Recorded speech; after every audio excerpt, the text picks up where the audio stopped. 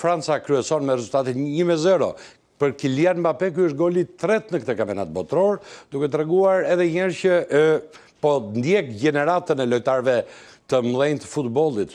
Mbase mund të jetë dhe pretendent për këpucën e ardhë, varet nga ecuria e ekipit francez deri kur do të shkojnë në këtë botror të gjatë. Tema e diskutimit ishte te Ronaldo dhe tek deklarata shumë e fortë e Zizou. Mos harrojmë që Zizou ka luajtur te Real Madrid me Ronaldon, por nga ana tjetër një edhe deklaratën dhe situatën tek Real Madrid. Atëherë, tek Portugalia. Kemi dy realitetet të qarta të ndryshme në filozofinë e dy ekipeve që posedojnë këta dy lojtarë që janë yjet e botës të 20 vjetëve të fundit.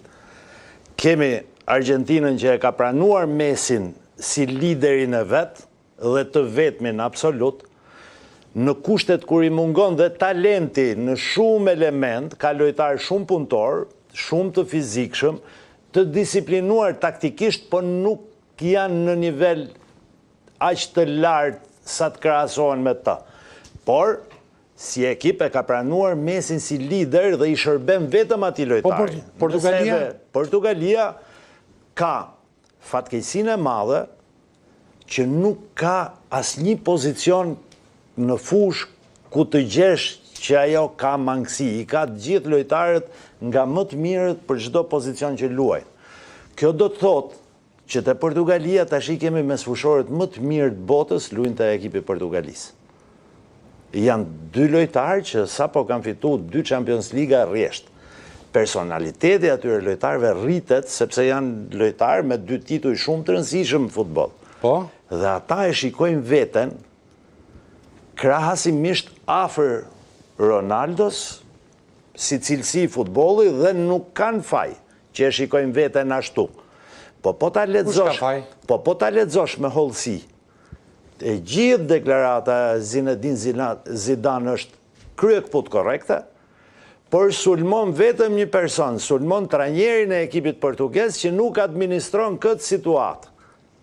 Sepse është trajneri ai që vendos pikat mbi i se si do të sillet, do sillemi si individ në fushë apo do sillemi si një skuadër. Portugalia ka armik këtë kampionat botror vetëm veten e vet për nga cilësia që kanë ekip. Mbase tek kova e talentit të Portugalisë, mbase talenti është jo vetëm e ka mbushur, por dhe derdhet aty. Dhe fatkeqësia atyre. Dhe fatkeqësia atyre. E kanë me shumicë. Por çfarë thot Ronaldo?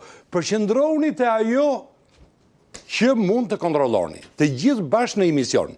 Ronaldo ka udhëhequr stërvitjen e Portugalisë me një humor të mirë. Ndërkohë, skuadra përgatitet për ndeshjen vendimtare në përpjekje për të siguruar vendin e parë në grup. Sulmuesi synon të rikthehet te goli dhe shënoi në botrorin e tij të 6. Pas barazimit në ndeshjen e parë, Ronaldo publikoi dhe një mesazh motivues për skuadrën portugeze.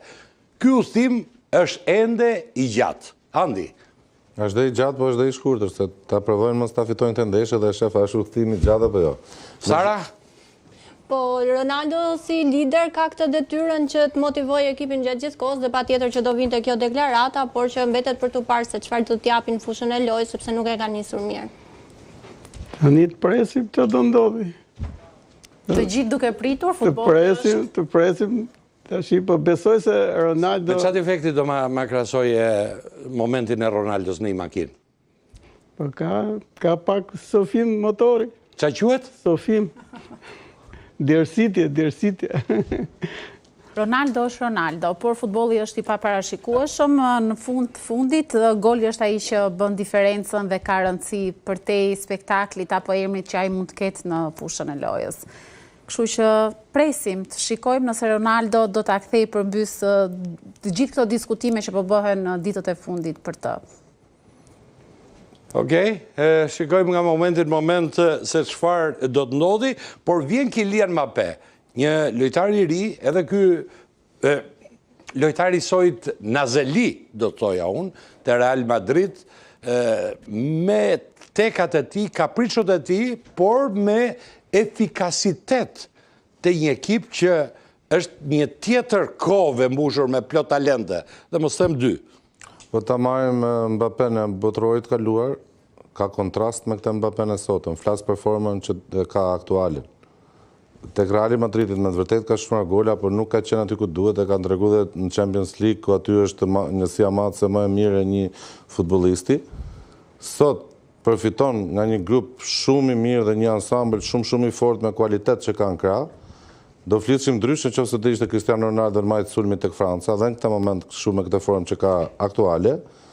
Dhe ajo që të citoja pa u rikthyer tek Ronaldo, por shumë shkurt, është fakti që po shikoja për kurreshtën time votat e futbollistëve që janë aktivizuar tek kombëtarë portugalistë ndaj Republikës Kongos, dhe janë me Jeshile është vetëm Neves në fushori qendrës së Parisit. Gjithë tjerë nuk kanë arritur deri ke Jeshile, janë ke e verdha. Që do të thotë që nuk është vetëm faji Ronaldos, por duke qenë se është në fokus, është qendër të vëmendjes, ai do të sulmohet i pari. Po tani të analizojmë në tërësi, ja ku janë votat që ja tregojnë, dhe portieri ka notën më të ulët, domethënë ka fillu gabimi që nga porta deri lart, sepse kur votohen besoj që janë specialista të lartë të lloj niveli, kupton, nuk mund të gabojnë.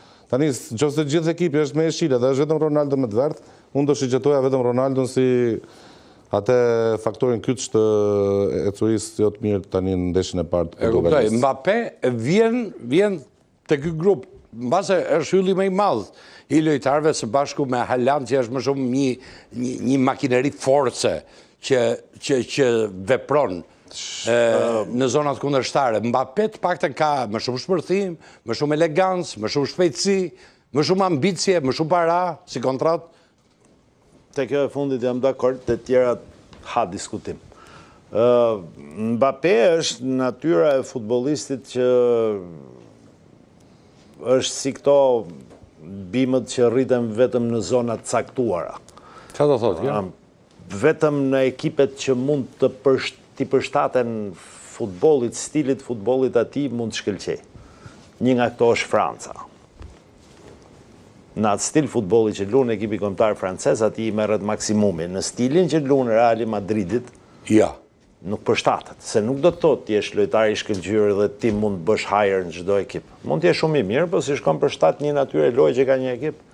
Ibrahimovic u doq te Barcelona, Rivaldo në momentin më të mirë erdhi ke Milani të shtoi, që te Barcelona ishte yll. Luajti për shkak karakteristikave fizike, se spanjollët luajnë atë tiki-taka në zonat ngushta, ai si natyrë fizike. S'kam pyeti çik se ka pas edhe deklaratë për Xhakën ai, se duhet të pyesjen çik, nga që ti nuk e dohet ta filloje çik botrorit i shikoje një herë, se më thej që në fillim. Që pa i parë një herë nuk ja vlen të flasësh. Sigurisht se nuk dim gjendjen e ekipit. Po pra, i pe një herë tani dhe po shkojmë te herë e dytë, edhe tani e gati. Ende shpejt është. Është ende shpejt, e kuptoj. Okej, dakord jam, po mbasi pati Bryla, ku di unë, pati probleme me iglitaren. Se ai e bëri gjithë atë, që iku iglitare nga Milani. Si jo. Nuk u rraf Milani 10 ndeshje rresht se deshi Ibrahimovic. Armiku kryesor Ibrahimovic. Ti je në atë funksion për të bërë... Mos me ik atje, se do mu më shgjen. Jo, s'po i... Pas i maroj me Taren, tani filloj me Xhakën. Qa ka me shqiptarët a jella? Nuk e shap me atë sy. Nuk e shikoj dot me atë sy. Për çfarë syri e shikoj? Se nuk e shikoj dot se është problem me shqiptarë. Shqiptar quhet, domethënë dhe ishte pjesë e Milanit. Nuk e shikoj me atë sy, është t'i japësh ngjyra kot. Është çështje krejt profesionale, krejt çështje karrieriste, nuk ka lidhje fare me... Duket profesionale ato që bënde ai te Milani. Ibrahimovic, që i ke zi me Allegrin, vajt në restorant, u kapën në breduarsh. Tashi, po të marrësh... Bas edhe Po të marrësh gjysmat e të vërtetave që ne na pëlqen të lexojmë, do marrim këto që thot ti. Po të marrim gjysmat që thot Ibrahimovici dhe krau tjetër, dalin të vërteta ato. Qa karakteri duke Ibrahimovic? Po sigurisht më karakter mbijetues, ashtu ka qenë gjithë kohën. Po pra këtë po thënë. Po qartë pra, po ku është problemi këtu, Jero, na bitem. A ti më thuaj kaq, Problemi është në falë që ndërpres, Ka pati sukses Milani dhe Po se la pra ai sepse do rrifnin ndeshjet funit. Ai kishte gjysmën e grupit lojtarëve. Problemi është shumë i qartë te Milani. Ibrahimovic ishte drejtuesi vetëm, dështoi, morën tarën. Ai ishte të boss te Milani. Jo ishte shqiptari, thjesht histori. Ibrahimovic ishte drejtuesi vetëm Osulçe tek Milani. Dështoi, morën tarën që tregullonte gjën. Po duke qenë ky aty rrotull në përkëmb, ta marrë ident lutem, duke qenë ky në përkëmb aty dihet stili arrogant e tjerë dhe fuqia madhe që japin drejtues të Milanit Ibrahimovicit, sepse për mendimin tim janë drejtues të paaft, ndryshe nga Berlusconi që dihet kush është e çfarë drejtimi e sa trofe ka fituar me Milanin, dhe nuk mund të lesh dy xhela që të këndojnë në një kotet, se nuk do marrësh vesh çfarë lloj këngë të dali. Tani ai ka pas mosmarrveshje shumë dhaja me Taren, sipas atyre që lexoj media. Dhe ka sulmuar gjithkohës dhe nuk e ka lënë atë që të punoj qetë, që të shkrijë ato idete veta në skuadër. E kuptoj. Dhe në moment ka ndodhur përplasjet, por banderola e ultrasve që janë njerëz që janë shumë të afërt me skuadrën, Ibrahimovic largou, Tare është i vetmi burr në ekip, tregon shumë sepse ato kanë shumë informacione nga brenda, janë njerëz që jetojnë natë ditë me ekipin. Kjo tregon gjithçka. Nuk u la Tare të punoj qetë që ta gjykojmë tamam 100%.